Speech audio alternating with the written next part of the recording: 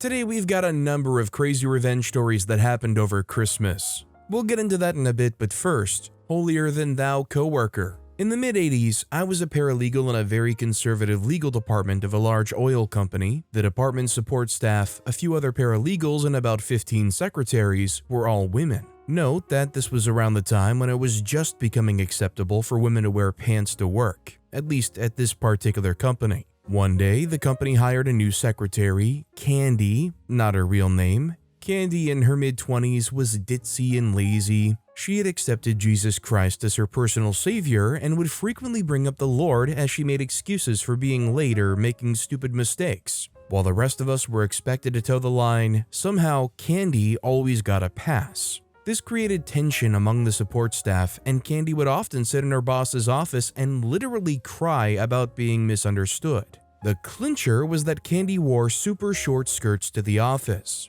The skirts, which accentuated Candy's thick thighs, were not tasteful or flattering, and we knew that anyone else would have been reprimanded for wearing such an outfit. When one secretary complained to her boss, he responded, "I rather like the skirts." This, on top of everything else, infuriated the rest of the ladies. Ever the vigilante, I decided that someone should knock Candy down a peg or two. I found a greeting card that said on the front, "Jesus loves you," and on the inside, "But the rest of us think you're a jerk." I put the unsigned card in the top drawer of Candy's desk and waited. When Candy found that card, all heck broke loose. She went wailing to her boss, who became super angry. The boss called us all into a conference room and tried to get the culprit to step forward. I was pretty scared. I asked a coworker pal if I should fess up. She responded, "Say nothing." I kept quiet, which undoubtedly saved my job. Candy quit a few months later. I don't know if she learned any lessons from that job, but I sure did. Now, I don't really want to assume anything considering Candy seems like such a charming person, but I wonder if Candy's quitting a few months later kind of just coincides with maybe the end of the fling she had with her boss. "I rather like the skirts, It's just hearing really lovely phrases like that make you really uncomfortable at work. Also, hi, I'm Steven, and if you guys enjoy crazy stories of revenge, it would be amazing if you left a like or left a review if you're listening to my podcast. That said, our next story is working dishes all the time? Fine, I'll have fun with it. Back in the day, I worked at a Pizza Hut in the middle of BFE. The manager was a complete butt and kept putting me on dishes, exclusively. Exactly not why I started working there. I didn't mind doing that once in a while, but I got danged tired of going home at the end of the night soaked with sore fingers from handling hot dishes all night. After a few months of this, I decided that every night I worked dishes, I would straighten a fork. Might as well have a little fun. After a few weeks, waitstaff started to notice. What started as a that's weird, became an interesting hunt for normal forks combined with conversations about, that's so weird that straight forks would get sent to us on the truck. The staff didn't really care. It made their nights not quite so routine, and every once in a while they would try to figure out why there were so many straight forks. Slowly, ever so slowly, the number of straight forks grew to the point that they resigned to just giving them out. They did mention it to management, but the manager didn't care at all. They were there just to make a paycheck and treat people like crap and told them to use them anyway, I don't care. Yes, they literally said that. At some point, the waitstaff started trying to guess which tables would be fine with it and which would complain. Have you ever thought about how awkward it would be eating from a fork that was straight? I tried it one evening. It's annoying. Anyway, they were eventually giving out more straight forks than normal ones until one evening one table asked for normal forks. The waitress just said that they come that way, we haven't curved them yet. At some point, I don't remember how long it took, an area manager of some kind stopped in and noticed all of the straight forks. I wasn't there that night, but he raised an absolute crap storm and rained that down on the manager. It turns out that manager was doing some other really shady crap that was discovered when the area manager decided, well, if she's making everyone eat with straight forks, then she must not care, so she can't possibly be doing her job right, and started looking around. What they found was apparently bad enough that the people working that night were effectively told, don't tell anyone else about this. The manager was replaced the same night as the straight forks, and I got to work other positions since more people were hired, because we were apparently seriously understaffed. I never found out what all happened, but everyone was a lot happier. This whole thing just takes me back to my culinary class in high school. You know, you think you're supposed to actually learn something culinary-wise. You know, pick up some knife skills, learn what some spices are. Well, in my first year taking culinary in high school, I got placed at the end of the day class in Culinary 1, which meant that our class was just cleaning everything up for everybody else. The next year in Culinary 2, when there's actual responsibilities and not just like mixing a salad, but actually like operating the grill, cooking, searing, doing all this stuff, preparing, putting things in the freezer and labeling it correctly. They turn around, look at me who has no experience with any of that stuff because they just had us clean the whole time, and they go, dishwasher, whole year. Dishwasher duty. And also sometimes putting the chef coats in the washer and dryer. I guess at least they trusted me with the bleach. United Pie 5484 commented, I miss my PH days. My mom worked in the regional office and upper management absolutely loved her. The office moved out of state but still had most of the same district and area managers. A couple years later, I went back to work at Pizza Hut and we eventually got a new jerk manager that didn't know mom. Area manager came in as the manager was giving me a hard time about something ridiculous and thought he would show off to his boss's boss by yelling at me in front of everyone. Yeah, it didn't go well for him. Those district and area managers started at the bottom and worked up. They knew a thing or two. Our next story is, wore the wrong lipstick color to annoy my driving instructor. When I was 16, I was working on getting my driver's license, so I had 2 weeks of driving lessons. Upon meeting my driving instructor, the first thing he said was, "Oh, a lovely young lady like you shouldn't be wearing dark lipstick. You should wear a red one next time." Not even a hello or nice to meet you. He just went right ahead and policed me on lipstick color. Didn't know that that was a part of learning how to drive. The next day, I followed his unsolicited advice and wore a bright red lipstick. He immediately said that was much better and looked all smug. The next 2 driving lessons were mostly okay, aside from him at one point being way too hung up on how I could even grip the steering wheel with how many rings I was wearing that day. It was 15, but it's not like they were on my knuckles, sheesh. Then the last driving lesson came. Thank God, this guy had been blabbing my ear off about tennis and Ed Sheeran, and like I'd planned from the moment he first commented on my lipstick, I wore the black one again to be petty, and it worked. He was very clearly irritated, sighed and said, "Come on, we talked about this. Why are you wearing the black lipstick again?" Not a super petty story, but I still remember how peeved that guy was, so it's definitely a fond memory. You know, the sad thing is, with somebody acting like that, you kind of feel like that would be something worth trying to report to a higher up, but you just know chances are they're not going to do anything about it. Even though he's judging your entire worth based off the color of your lips at the current moment, we think it's not going too far. Loki Kami-sama commented, I would have worn every color of lipstick but red. Purple, green, black, blue, but never red. And I'd have added more and more jewelry for each instruction till I had more rings and necklaces than Mr. T and Liberace combined. Our next story is, take my chair, I take your comfort. My boss was loved by everyone. She was given the opportunity for an early retirement and jumped on it. Her replacement, Art, was from another branch of the company, and he quickly replaced one of his direct reports with a guy, Denton, from his previous branch. He then named the Denton as his deputy in an unofficial capacity. Even though we were all equals, the new guy acted as if all of us worked for him now. He was a jerk, and we all disliked him greatly, but he had immunity from everything because the boss loved him. He delegated everything, took credit for all that went well, and criticized all that didn't. I had an office chair that I'd used for years. It was comfortable and I could move it easily in my cubicle between the bookshelves and my desk. Well, one day Denton appropriated it. When I protested, he responded by saying it belonged to the company, not me. And since he had just been moved to an office from a lowly cubicle, it was necessary. Art did not want to be bothered with the dispute. I had replaced the chair casters a few months earlier. The new casters had a slightly longer pin inside the legs of the chair, and they raised it up about a ½ inch. I stayed late one night, went into his office, and replaced the front casters on his appropriated chair with 2 of the old ones. You couldn't tell by looking at the chair, but the seat was slightly higher in the back than the front. Denton was constantly twitching and having to slide back in his chair because his bottom would slowly migrate toward the front. I told 2 other coworkers who disliked Denton what I'd done, and every time one of us had to sit across his desk after being summoned to discuss something, we smiled inside seeing his discomfort.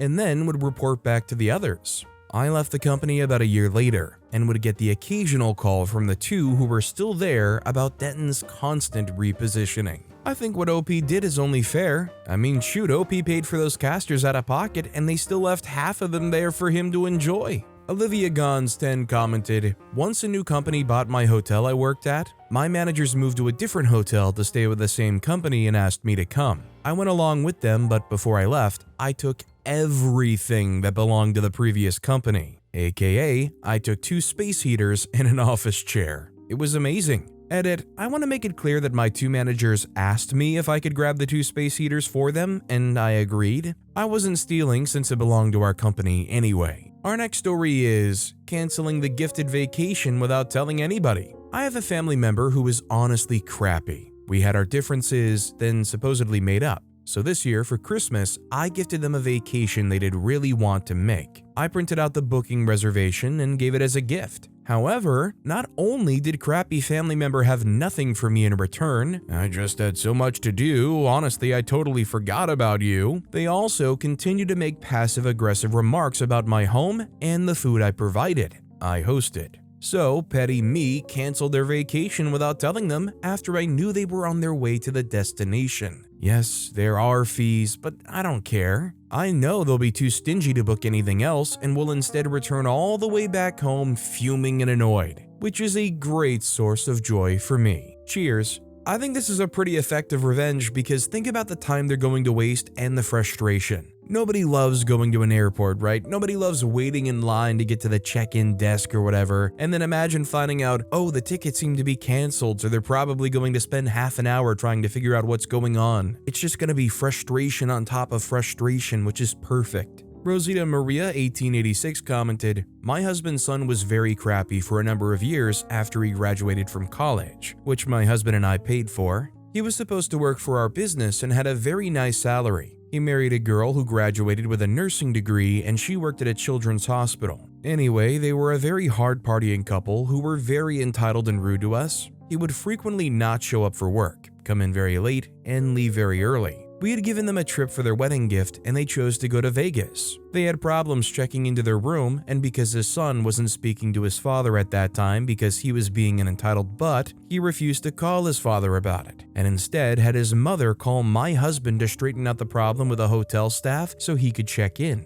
My husband refused to do it until his son called him himself and apologized, which took several hours of delay for them. Too bad for them. He later didn't show up for a big job they were doing and didn't call in or answer phone calls about where he was, why he wasn't on the job, etc. Come to find out he and his wife were on a beach vacation and he didn't feel the need to tell us about it. Finally, his mother called my husband to tell him that he was sick and throwing up. Well, yes, he was on a vacation. My husband fired him and he had no job when he got back from the beach. The joyful end of the story is that he then took a job where he had to work 80 hours a week as a foreman on a construction crew and had to travel on top of it. So he would still act like a jerk and say he had to work so hard and long hours, and my husband had the satisfaction of telling him that he was very happy to see that his son finally learned that you have to actually show up for work and stay until the job is done each day in order to receive that salary. No sympathy whatsoever. Our next story is killed my middle school bullies with kindness. When I was in middle school, I really looked up to these 2 guys who were a grade above me. They were cool skater kids, but I was nerdy and wanted to be like them. When I tried to hang out with them, they would be complete jerks, calling me names, poser, loser, and make racist remarks. Fast forward to my senior year in high school. They had graduated a year prior and I ran into them at a New Year's Eve party. They were still friends. I had grown bigger and taller than them at that point, and they almost didn't recognize me. They were happy to see me. I just acted like none of the bullying ever happened, started catching up on life, and towards the end I said, "Sorry if I ever did anything to annoy you guys in the past. I honestly just thought you guys were cool and saw you as role models." Those dudes legit broke down crying in front of all of their friends, and I just smiled and hugged them and said, "It's all good. I'm just glad we're all homies." I never felt so powerful in my life. I kind of relate to the story. I wouldn't say I was ever actually bullying anybody, but I remember having a moment of clairvoyance where I realized I was being just too rough with friends. And realistically, it was actually a very rare thing. You know, moments where you just try to annoy them or poke them in the rib or something. I mean, I never did anything bad enough to actually even have a grudge or even a comment. I'm still friends with these people to this day, and I've never heard anything about it. But I just realized at some point, I just didn't want to be that person. Somebody that begins having a reputation with their friends of being annoying, or ultimately as somebody that they wouldn't want to be around as much.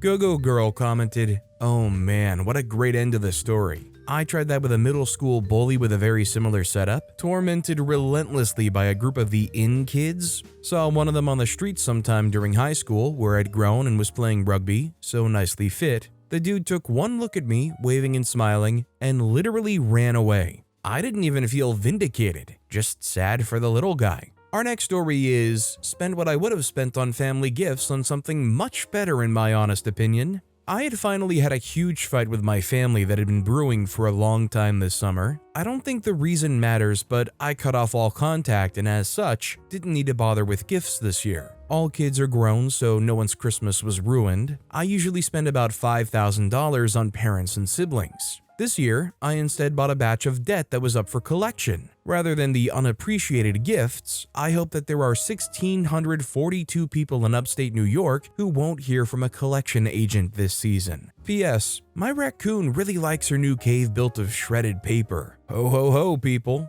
Edit, I should have mentioned that most of my family is very self-centered, the type who never give to charity, and are almost hostile to anyone they perceive as lower than them. So if they knew, they would be genuinely appalled.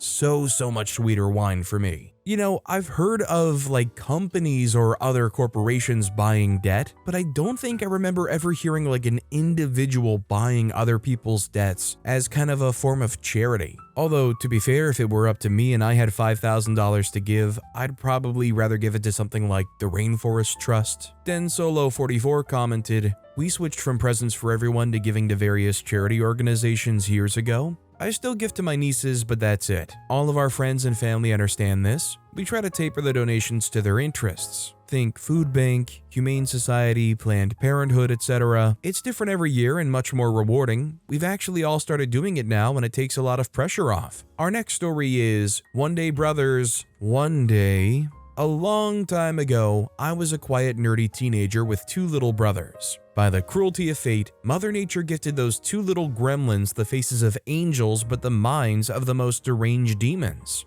Years of schemes, false accusations, and teaming up against me to make my life a living heck. I was the only witness of all the scams, the shenanigans, pranks, and lies they used. Like Cassandra, I was cursed to utter only truth, but never to be believed. I tried to warn everyone but remained the only one blamed for their actions. Those cruel creatures had no shame. One would suddenly burst into tears, accusing me of violence while I was minding my own business, and the other would testify to my mum, also blaming me for the broken vase I never even touched. Parody of justice, I was never offered a fair trial, directly judged and condemned without mercy. Every time, I told them, one day, brothers, one day I will have my revenge. A few years ago, one of my brothers became the proud daddy of the two sweetest and beautiful little girls in the world. I became a proud uncle, and I finally had everything at my disposal to have my revenge. For years now, I'm secretly teaching my nieces the subtle art of messing with their dad. All the tips and tricks my brothers once used, all the pranks, tomfoolery, scams, and how to get away with it,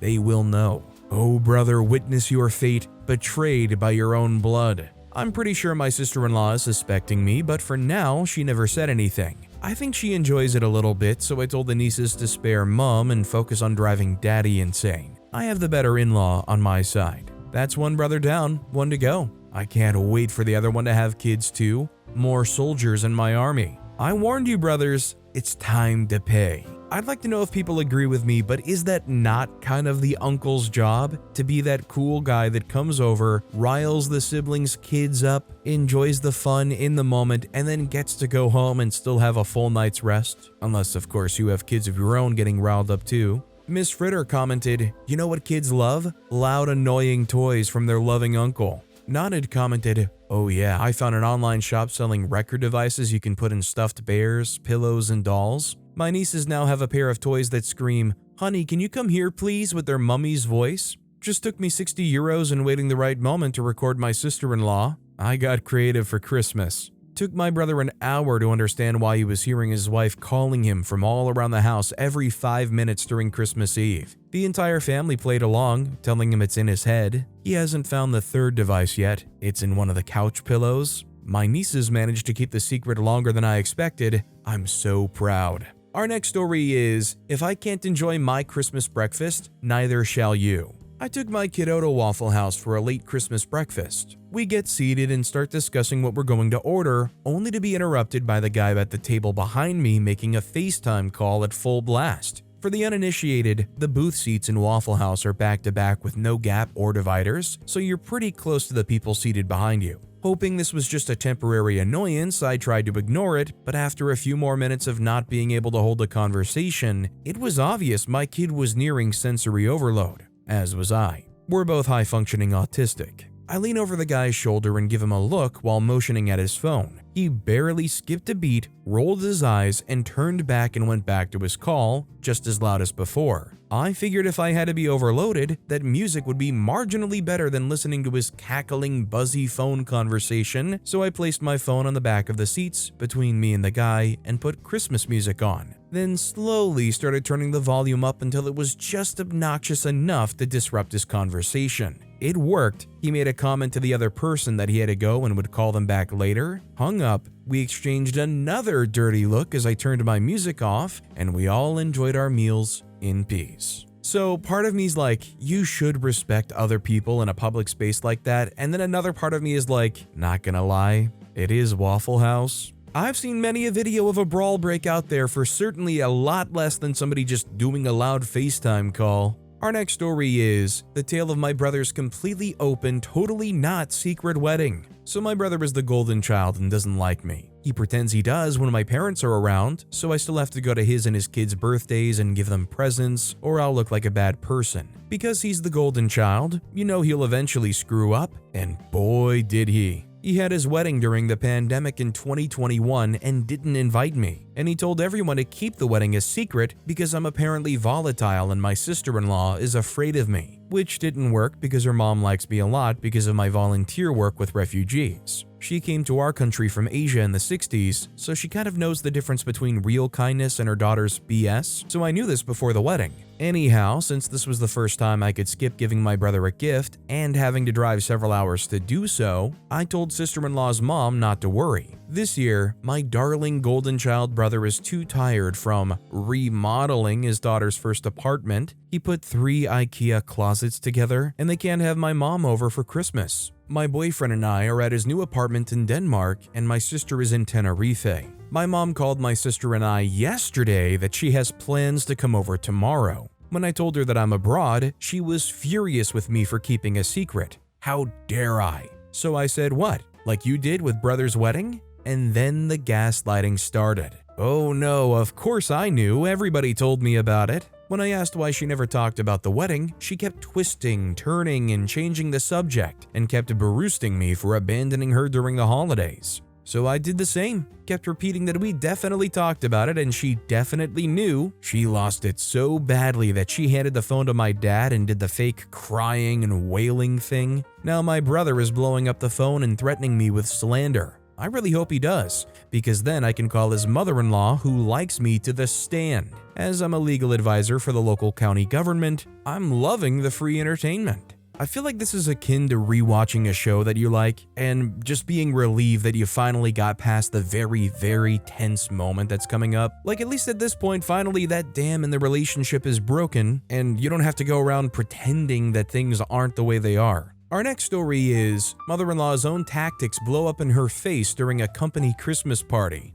It's no secret mother-in-law doesn't like myself, female 38, or my spouse or stepson, male 36, and for all intents and purposes, we ignore her, her antics, and don't engage. She actively tries to keep her biological family away from us as she hates reminders of father-in-law's martial history, but will go out of her way to try and play the long-suffering mother-in-law. She lets father-in-law try to invite us to family gatherings in public for appearances, but cancels plans in private days later. We seldom meet, other than the annual company holiday party, since father-in-law and spouse work for the same company. Here is where the meat of the story comes in. The company party is always a huge event with upscale food, an open bar, live entertainment, and a DJ with a dance floor. Everyone dresses up and shows out with the higher-ups and all that jazz. Everyone's drinking and having a good time. Everyone but my mother-in-law and her belligerently hammered firstborn and his new girlfriend. New girlfriend is nice, but both seem dead set on keeping her away from us and actively trying to start fights with passive-aggressive comments.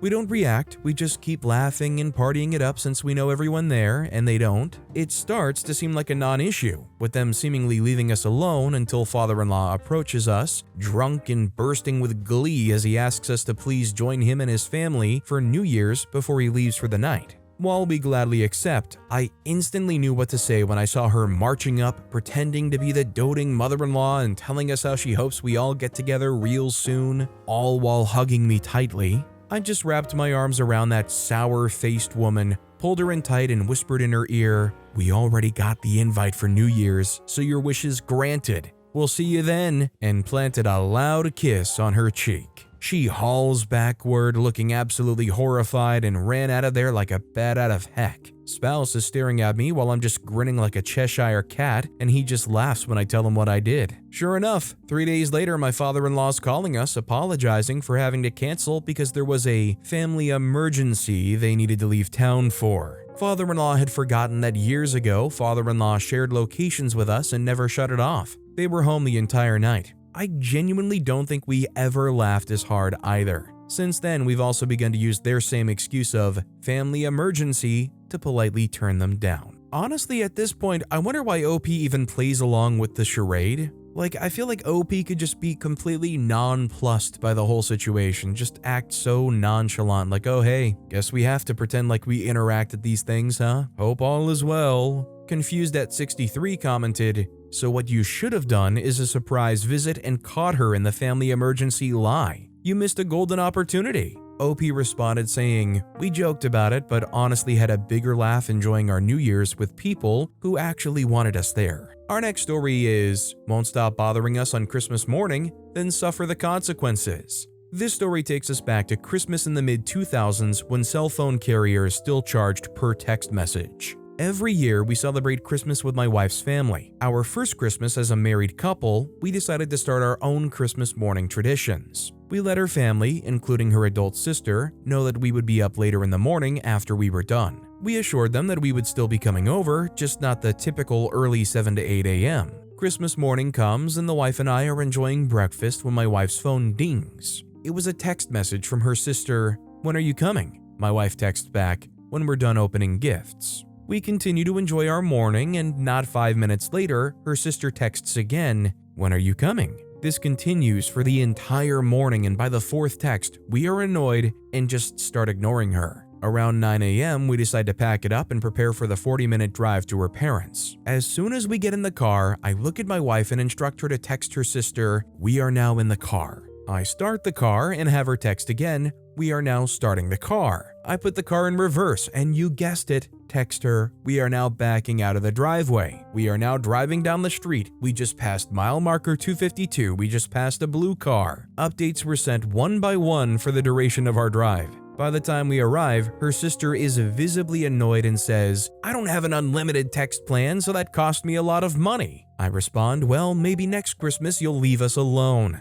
Christmas morning has been peaceful ever since. All I'm saying is, when a married couple would text me and say, "We want to have our own Christmas morning traditions, don't bother us," I'm going to start assuming some things, and I'm also not going to bother them after that point. Our next story is, "Don't let your dog poop in our yard." My son parks on the street and stepped in dog poop on his way to the front door a few months ago. There's a lady who regularly walks her dog through our neighborhood and lets him poop anywhere he wants and doesn't pick it up. My son observed this a few days later and surreptitiously followed her home. He then collected all the poop from our litter box for about a month and put it in a Ziploc bag. He put it in her mailbox. He dumped out the Ziploc bag with a note that said something like, "You leave me your dog crap and I'll leave you my cat crap." I'm sure she has no idea who did that, but I'm hoping we won't have to worry about our dog any longer. Like, I understand if you're walking your dog around some backwoods, undeveloped countryside thing, but if you're walking your dog in anything even resembling a neighborhood, please pick up after your dog.